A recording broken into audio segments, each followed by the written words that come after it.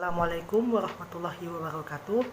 Pada kesempatan kali ini, kelompok kami ingin menjelaskan mengenai masalah atau penyakit pada sistem pernafasan atau respirasi. Jadi sistem pernapasan atau yang sering disebut juga dengan sistem respirasi merupakan sistem organ yang digunakan untuk proses pertukaran gas, karbon dioksida, dan oksigen. Di mana sistem pernapasan ini merupakan salah satu sistem yang sangat penting bagi tubuh manusia. Sama seperti sistem dan struktur tubuh lainnya, maka sistem pernapasan ini juga sering mengalami masalah dan gangguan dalam menjalankan fungsinya, baik yang disebabkan oleh infeksi, baik yang disebabkan oleh virus maupun bakteri, ataupun memang sudah bawaan dari orang tersebut.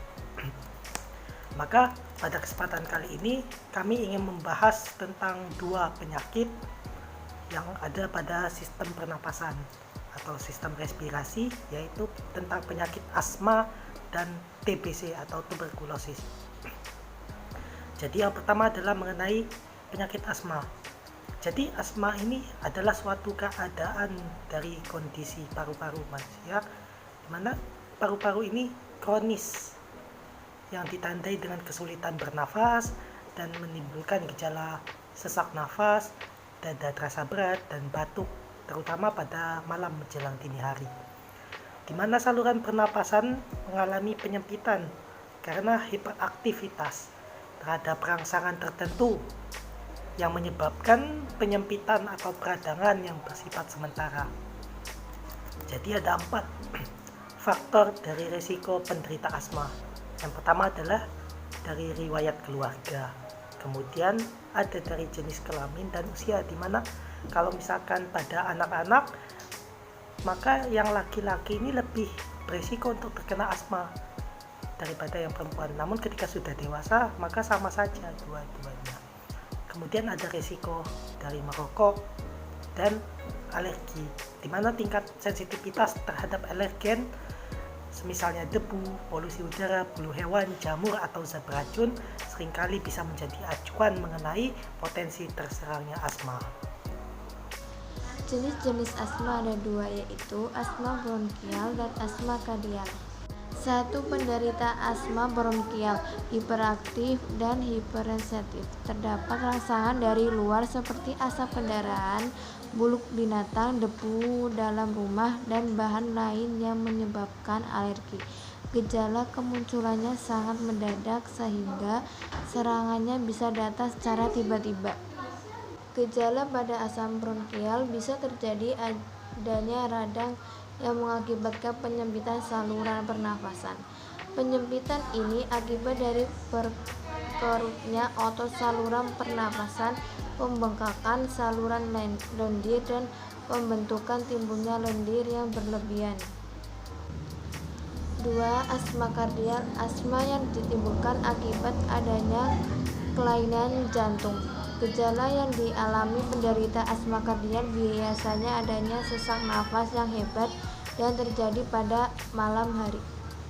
Apapun ada beberapa pencegahan asma, yaitu 1. Menjaga kebersihan, 2. Menjaga kebersihan lingkungan, 3. Menghindari faktor pemicu asma, 4. Menggunakan obat-obatan anti asma. TBC paru adalah penyakit infeksi yang disebabkan oleh kuman Mycobacterium tuberculosum yang menyerang paru-paru dan bronkus. TBC paru tergolong penyakit airborne infection yang masuk ke dalam tubuh manusia melalui udara pernapasan ke dalam paru-paru. Pengertian TBC sekunder. TBC sekunder adalah penyakit TBC yang baru timbul setelah lewat 5 tahun sejak terjadinya infeksi primer. Kemungkinan suatu TBC primer yang telah sembuh akan berkelanjutan menjadi TBC sekunder tidaklah besar, diperkirakan hanya sekitar 10%. Pengertian TBC primer. TBC primer adalah TBC yang terjadi pada seseorang yang belum pernah kemasukan basi TBC. Bila orang ini mengalami infeksi oleh basi TBC, walaupun segera difagositosis, oleh makrofag, berarti TBC tidak akan mati. Makrofag alveolus akan memfagosit kuman TBC dan biasanya sanggup menghancurkan sebagian besar kuman TBC.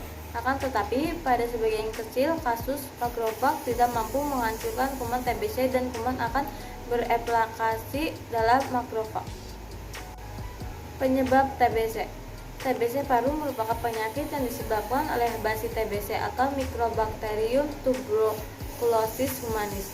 Karena ukurannya yang sangat kecil, kuman TB dalam percik-percik yang terhirup dapat mencapai alveolus. Masuknya kuman TBC ini akan segera diatasi oleh mekanisme imunologis non-spesifik. Kuman TBC dalam makrofag yang terus berkembang biak akhirnya akan membentuk koloni di tempat tersebut. Lokasi pertama koloni kuman TBC di jaringan paru disebut fokus primer. Waktu yang diperlukan sejak masuknya kuman TBC hingga terbentuknya kompleks primer secara lengkap disebut sebagai masa inkubasi TBC. Dalam masa inkubasi tersebut, kuman tumbuh hingga mencapai jumlah 103-104, yaitu jumlah yang cukup untuk merangsang respon imunitas seluler.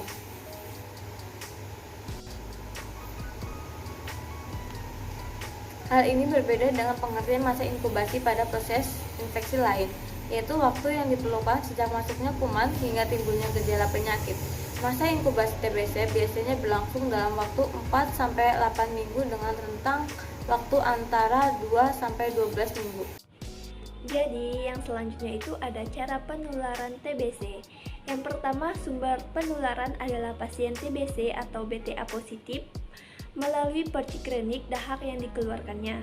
Namun, bukan berarti bahwa pasien TBC dengan hasil pemeriksaan BTA negatif tidak mengandung kuman dalam dahaknya.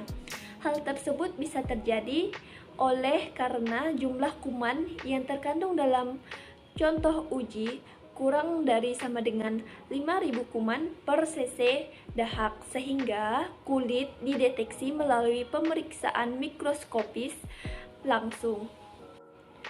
Selain itu, pasien TBC dengan BTA negatif juga memiliki kemungkinan penularan penyakit TBC. Tingkat penularan pasien TBC BTA positif adalah sebanyak 65%. Pasien TBC BTA negatif dengan hasil kultur positif adalah sebanyak 26%. Sedangkan pasien TBC dengan hasil kultur negatif dan fototokras positif adalah sebanyak 17%.